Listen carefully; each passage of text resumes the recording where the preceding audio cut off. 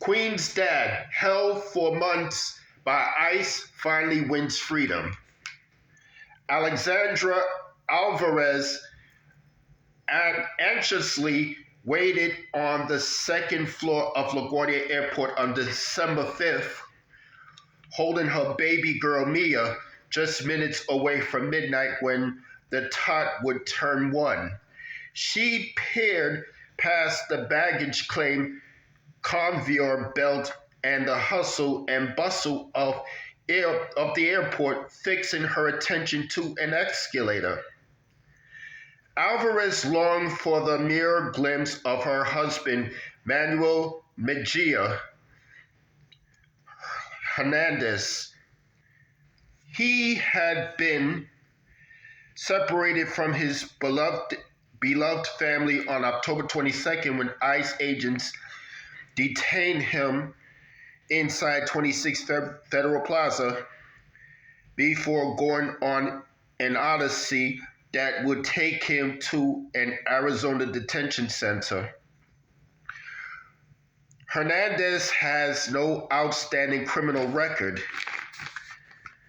After a long legal battle and weeks of despair, Hernandez finally descended the escalator that Friday night. He was still wearing the same clothes he had on the day he was detained. A bittersweet reunion, which could only be described as a Christmas miracle, soon followed. Alvarez pointed Hernandez out to Mia. He rushed to the baby and instantly kissed her cheek, but she did not recognize him for her. Papa had already been away far. Let me read this again. Alvarez pointed Hernandez out to Mia. He rushed to the baby and instantly kissed her cheek, but she did not recognize him for her. Papa had been away for too long to remember his face. Still, he scooped her up before embracing Alvarez in a tearful group hug, the airport Christmas tree glittering in the background. Both parents fought back tears as those who have just landed gave them quick glances, unaware of the heartache they had been through. The family was finally together again. I feel a weight has been lifted. It's like I am not carrying a burden anymore, Alvarez said. I'm so grateful to God and for everything that has happened. Because despite everything, every day, in every situation, wherever things got complicated, a door always opened. Hernandez still bears a reminder of his detention, wearing a GPS ankle monitor on his left leg. He recounted what began as a routine check-in with immigration, turning into an odyssey throughout various detention centers and private facilities. They put us in shackles and transferred us to El Paso, Texas. During that trip, they tightened the handcuffs on my ankles too much. My ankles hurt. They even kicked me, Hernandez said. Every night I prayed for release, Queen's father recalls. He described how the guards kept him and other detainees handcuffed and shackled up for 48 hours, only feeding him a sandwich and an apple. Once inside the detention center, he signed up to work in the laundry for just $1 a day, folding used clothes and underwear to earn an extra plate of food. He saw that the detention center was fueled by donations while the detainees were kept without clean clothes, medical care, or basic human treatment.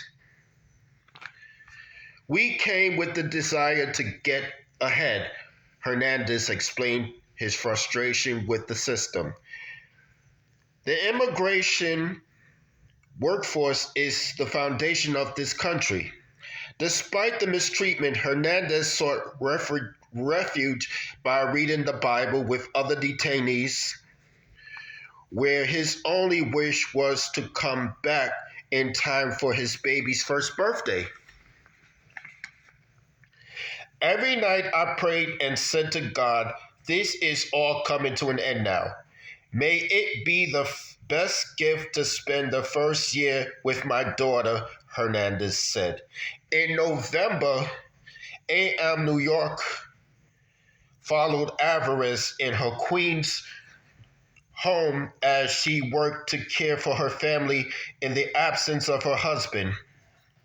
With Mia in her arms, she shared that they fled Ecuador after their home was bombed, all because Hernandez attempted to steer young people away from drug dealing.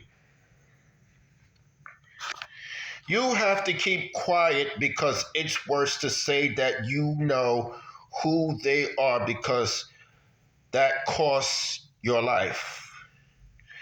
They're going to kill your family, Alvarez said, explaining that in Ecuador, this type of action often puts victims often put, let me read this again. They're going to kill your family, Alvarez said, explaining that in Ecuador, this type of action often puts victims at much greater risk. A celebration of freedom and a special birthday. Throughout the fall, a dark cloud seemed to hang over Alvarez's apartment as much as it did over her own head as she fought for the return of her husband. However, things were different on December 6th as they prepared to celebrate the little girl's birthday with a family gathering. That cloud has lifted, and the home itself seemed brighter as the couple blew out balloons and fixed them above a bright pink birthday cake. One by one, members of their family arrived to sing and celebrate the child's birthday, as well as the reunion. Loved ones from across the city arrived to sing happy birthday to Mia, a celebration she would be told about for the rest of her life.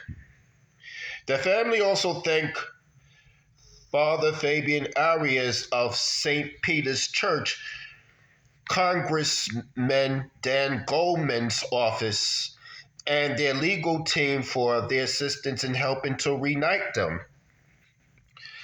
As the candles shine on their child's birthday cake, Hernandez's ankle monitor flashes as well, a quiet reminder that their future is still uncertain.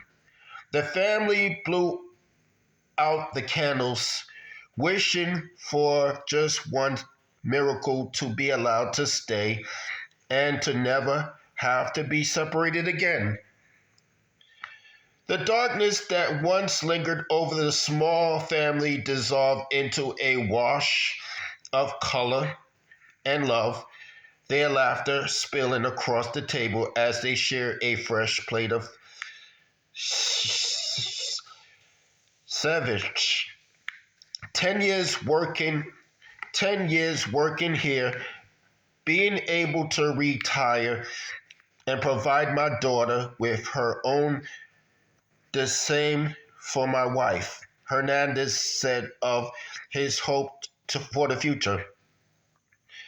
To continue to live peacefully, a peaceful life as I always had. That's all I have to say for this video.